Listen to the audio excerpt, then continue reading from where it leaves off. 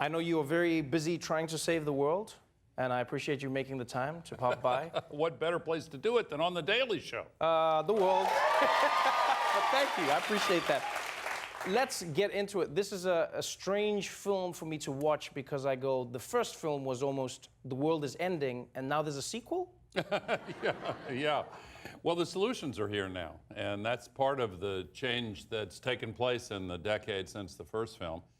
The climate-related extreme weather events are way worse and more frequent now, unfortunately, but we really do have the solutions available now. Right. Electricity from the sun and the wind is getting so cheap. In many areas, it's way cheaper than electricity from fossil fuels, and the cost is coming down for electric vehicles and batteries and all kinds of things that we can use to solve this crisis. When you make a film like this, are you preaching to the choir, or do you think that there is a small chance somebody would watch this film and go, oh, okay, maybe you've changed my mind?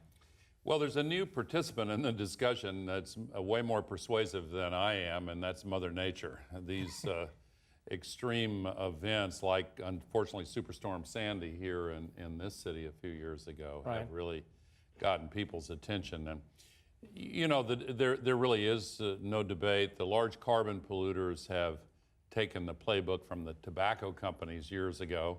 When they linked cigarettes to lung cancer, the tobacco companies hired actors and dressed them up as doctors and put them in front of the camera to falsely reassure people that there were no health problems. And the carbon polluters have now done the same thing with pseudoscientists and fake false doubts and all of that. But people are seeing through it. More than 2/3 of the American people know it's a crisis and we have to solve it.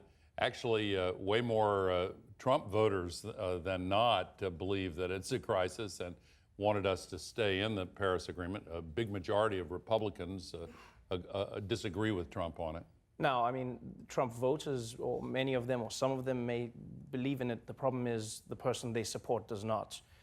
Donald Trump has been very vocal, and I mean, at one point saying it's a hoax by China. It's like a really elaborate prank, which is what China does. You know how they are. And one of, you know, I mean, he went against Paris because he felt like it was a raw deal for America. Essentially, the president argues that the cost to the United States far outweighs the benefits of going up against global warming. It seems like an obvious argument, but how do you respond to something like that? Well, it's a false argument, and it's been proven to be false over and over again.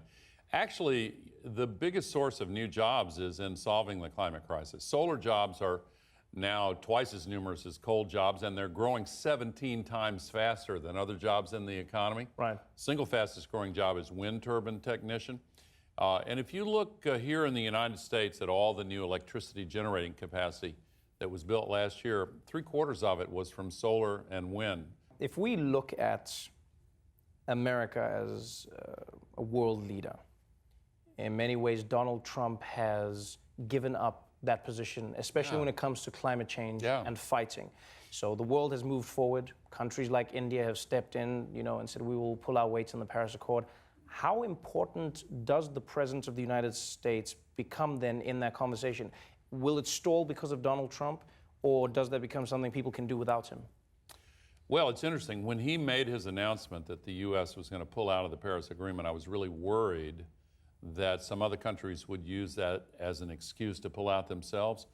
But right away, the entire rest of the world doubled down on the commitment to meet the Paris Agreement, as if to say, we'll show you, Donald Trump.